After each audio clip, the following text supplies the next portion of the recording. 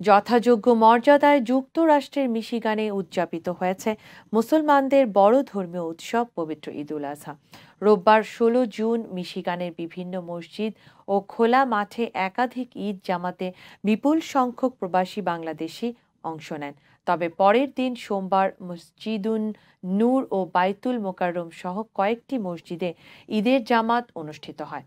দুই ভিন্ন দিনে ঈদ উদযাপন করায় কমিউনিটিতে বিতর্ক দেখা দেয়।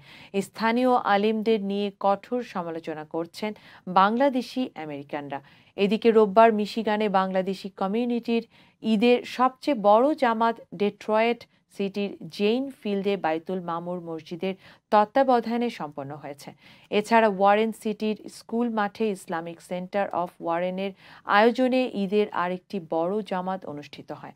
তাছাড়া মিশিগানের মুসলিম অধ্যুষিত city Dearborn, Hamtramck, Detroit, Warren, Sterling Heights, Troy, Ann Arbor সহ বিভিন্ন সিটিতে ঈদ উদযাপিত হয়েছে।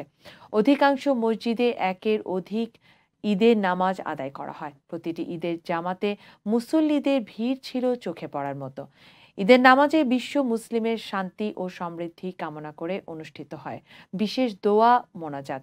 যুক্তরাষ্ট্রে হ্যামট্রামেক সিটি ছাড়া অন্যান্য শহরে উন্মুক্ত স্থানে পশু জবাইয়ের নিয়ম না থাকায় প্রতি বছরের মতো বিভিন্ন ফার্ম কিংবা গ্রোসারির মাধ্যমে পশু কোরবানি দিয়েছেন বাংলাদেশিরা।